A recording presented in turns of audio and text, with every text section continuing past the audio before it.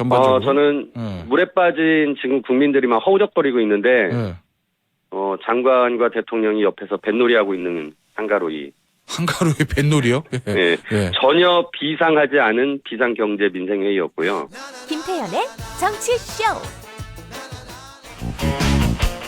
자, 이어서 민주당 전 의원이신 경제 전문가 최이배 전 의원 연결해 보겠습니다. 의원님 안녕하세요. 예, 안녕하세요. 오랜만입니다. 예, 의원님 오랜만입니다. 잘 지내시죠? 네. 예.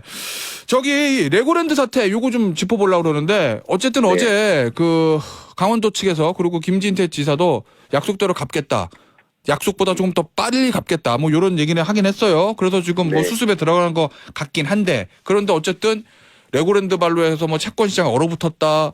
우량 회사채 뭐 지방채 국채도 금리 올라간다. 좋은 회사들도 돈 구하기가 쉽지 않다. 이런 얘기 계속 나오잖아요. 그렇죠. 일부 언론에서는 뭐 돈이 말라서 IMF 뭐 이런 무시무시한 얘기까지 하던데.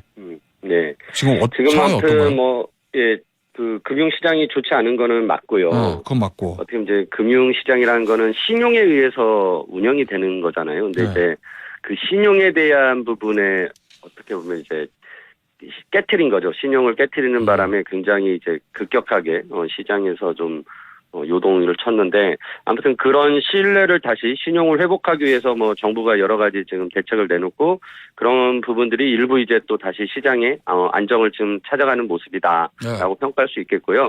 하지만 이거는 당장의 그 레고랜드 사태에 대한 이제 평가일 뿐이고 네. 실제는 우리가 그 코로나 위기를 극복하기 위해서 엄청나게 이제 자금을 풀고 또 기업들도 상황이 안 좋으니까 뭐 만기도 연장해주고 이자도 깎아주고 하면서 계속 그 어떻게 보면 버티기를 할 수 있게 해줬거든요. 네.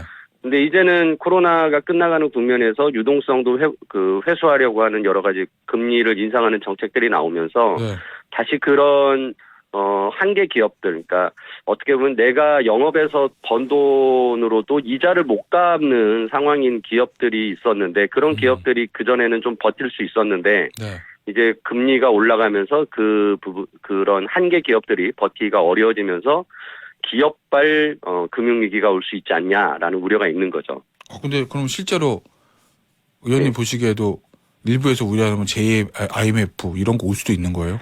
나 이렇게 무섭지? 뭐 네. IMF는 이제 우리가 외환위기였잖아요. 우리가 뭐 외국에서 진 빚을 갚으려고 하는데 달러가 부족해서 이제 그 유동성이 굉장히 급격히 경색되면서 나온 위기였다면 이거는 지금 내부 위기예요. 내부 위기다? 외부에서 오는 건 아니기 때문에 어떻게 우리가 잘 대응하냐에 따라서 그렇게 심각하게 가지 않을 수도 있다라고 저는 생각합니다. 자, 그러면 이제 기업들 자금 순통을 좀 틔워줘야 되잖아요. 네. 말씀하실 때도 따르면 우리가 어떻게 대응하기에 따라서라는 말씀도 해주셨는데 그 예. 대응책으로 첫 번째 나온 게 요거 50조 플러스 알파 대책 요거거든요. 지난 네. 일요일인가요?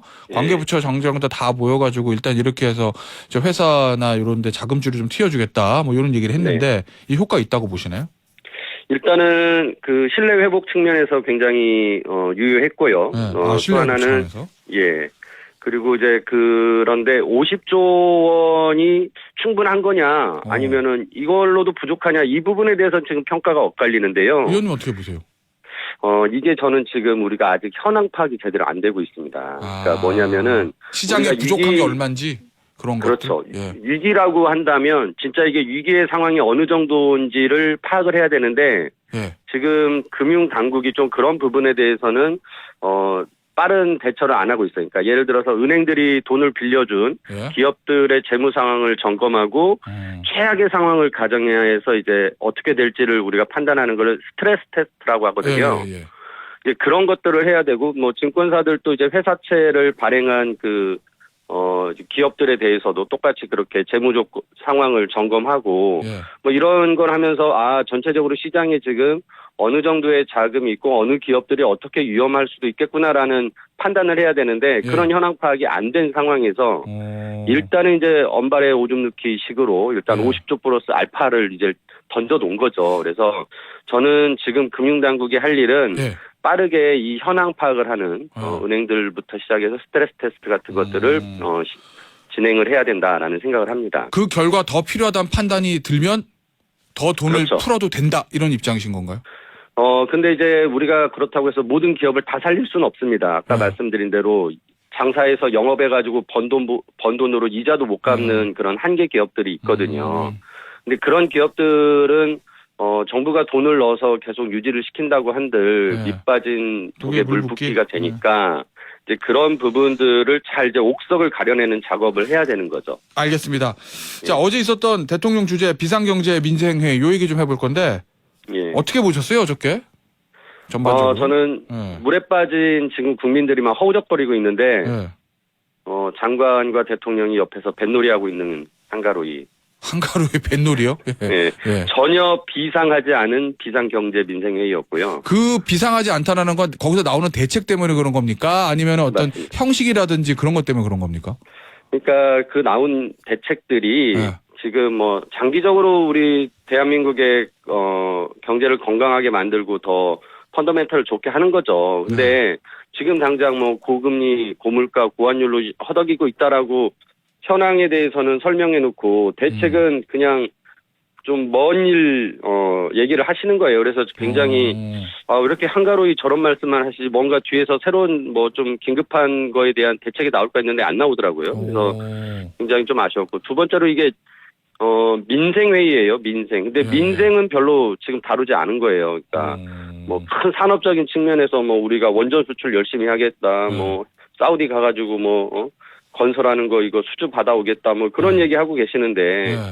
그러니까 이게 뭐 예를 들어서 지금 일자리 문제나 고물가의 대책으로서 나와야 될 뭐 그런 것들이 뭐 전혀 없이 네. 딴소리 하고 계신 것 같아서 좀 아쉬웠고 아. 대통령이 휴하지 말라고 했는데 제가 보기에는 진짜 그 앉아서 방송을 80분간 국민들을 지켜보게 만든 것 자체가 저는 쉬었다는 생각이 들더라고요. 아, 그렇습니까?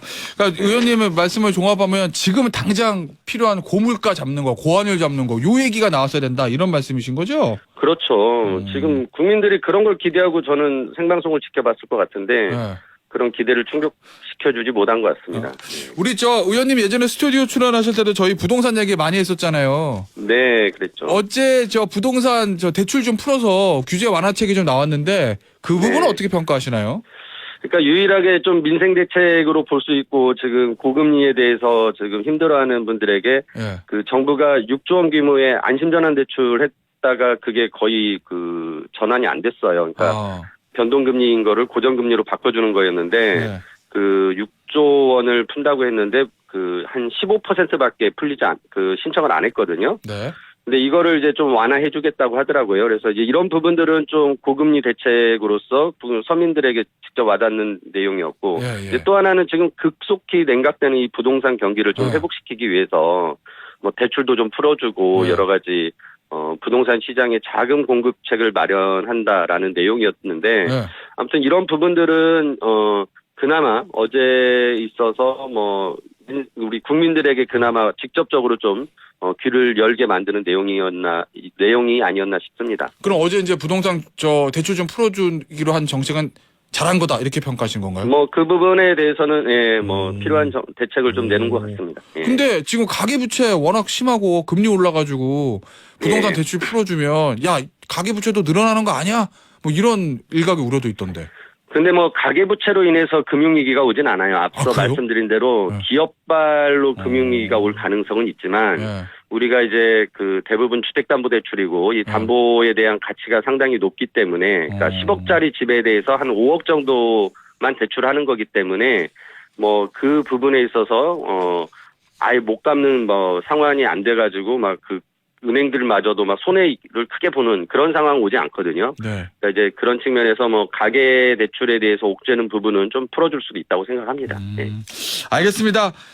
오늘 최이배 의원과의 전화 인터뷰 여기서 마무리하도록 하겠고요. 의원님, 예. 나중에 스튜디오로 한번 나와주세요. 예. 우리 김태현 정치쇼가 이렇게 아침 일찍 옮겨가지고 예. 더욱더 관심 있게 듣게 되는 것 같습니다. 감사합니다. 지금까지 네. 민주당의 최이배 전 의원이었습니다. 감사합니다. 네.